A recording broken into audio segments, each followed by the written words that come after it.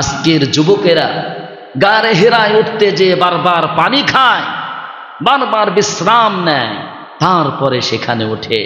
আমাদের মা খাদিজা আমার নবীকে খেদমত করতে যে বারবার সেখানে উঠেছেন, তিনি মাঝখানে একবারও বসে নাই। জোরে কোন সুবহানাল্লাহ।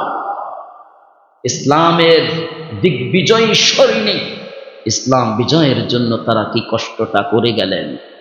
কালেমার বিষয়টা এস্টাবলিশ করতে যে, আল্লাহর জমিনে আল্লাহর দ্বীনকে প্রতিষ্ঠা করতে যে, তাওহীদকে প্রতিষ্ঠা করতে যে ত্যাগ তিতিক্ষা তারা করেছে, এই জন্য আল্লাহ পাক তাদের এই আমলে খুশি হইয়া আল্লাহ স্বয়ং নিজেই খাদিজাকে সালাম দিয়েছে। সুবহানাল্লাহ। আমার প্রিয় ভাইরা, এই খাদিজা তিনি পৃথিবী থেকে চলে গেলেন, বিদায় হয়ে চলে গেলেন। দুনিয়ায় নবীর ঘরের ভিতরে যে সান্ত্বনা, এই সান্ত্বনা নাই।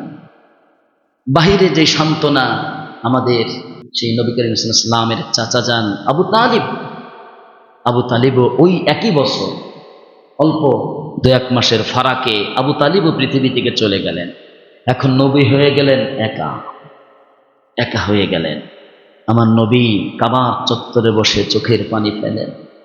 আমি ঘরে যেয়ে আমার খাদিজার পাশে বসতাম, খাদিজা আমাকে সান্ত্বনা দিত। বাহিরে যদি কোনো কুফফার আমাকে আঘাত করত, আবু তালিব পিঠ দিয়ে দাঁড়াতো।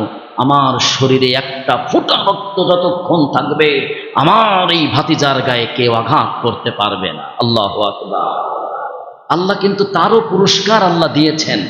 একজন কাফের চাচা, তাকেও আল্লাহ এইটার পুরস্কার দিয়েছেন যে নবীকে তুমি আশ্রয় দিয়েছ, নবীর পক্ষে কথা বলেছ, কাফের হওয়ার পরেও তোমাকে আমি বিনা পুরস্কারে ছাড়ব না।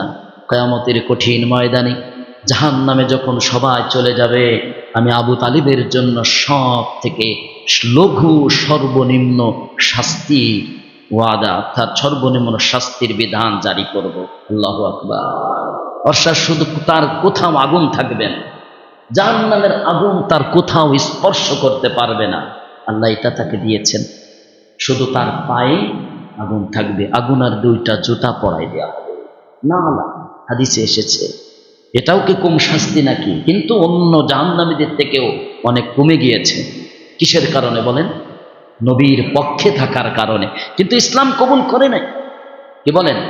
ইসলাম কবুল করে নাই, কালিমা পড়ে নাই। নবীর পক্ষে থাকার কারণে, ইসলামকে শেল্টার দেওয়ার কারণে আল্লাহ পাক একজন কাফেরকেও একটা পুরস্কার দিয়েছে। সুবহানাল্লাহ। পৃথিবীতে এমন অনেক মানুষ আছে, মুসলমানের ঘরে জন্ম, ইসলামের পক্ষে কাজ করতে পারে না। আছে না নাই? বিরোধিতা করে যাচ্ছে সারা জীবনটাই কাটায় দিচ্ছে বিরোধিতা করে। কিন্তু আপনি তাকায় দেখেন ফিলিস্তিনের দিকে। এই যে ফ্লোটিলা, হাজার জাহাজ ত্রাণ ভরে ইউরোপ আমেরিকার কতগুলো রাষ্ট্র, সেখান থেকে ত্রাণ বোঝাই করে ফিলিস্তিনি নিরীহ মুসলমানের পক্ষে দাঁড়ানোর জন্য জীবনের ঝুঁকি অতিক্রম করে অনেক কাফের তারা ফিলিস্তিনে রওনা দিয়েছে। ঠিক কিনা বলে?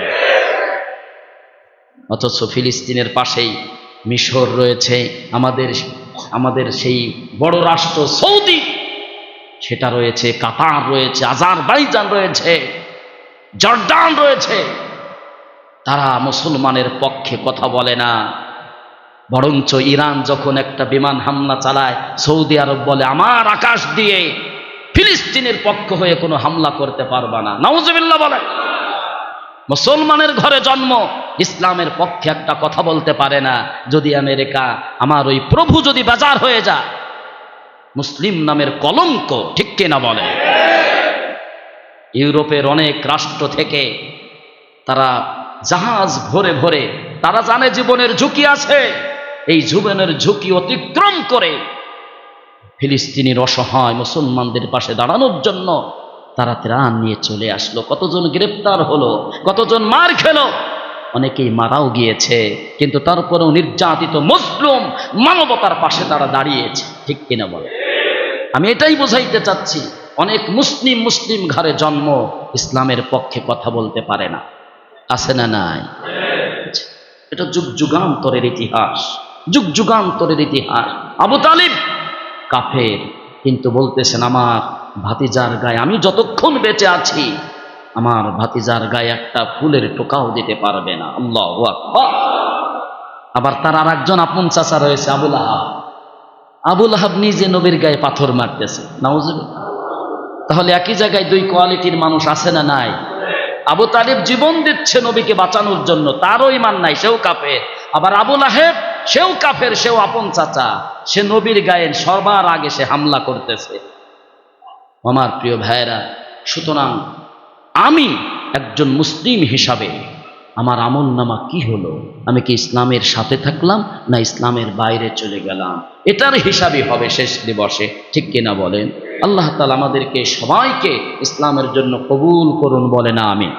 তাহলে যেই বছরে আবু তালিব চলে গেলেন, রাজনৈতিক আশ্রয়, শেল্টার নেতারা হামলা করতে, আমি আবু তালিব বলছি, বনু হাশিম শাখার প্রধান আবু তালিব, আমি বেঁচে থাকতে কেউ নবীর গায়ে আঘাত করতে পারবে না।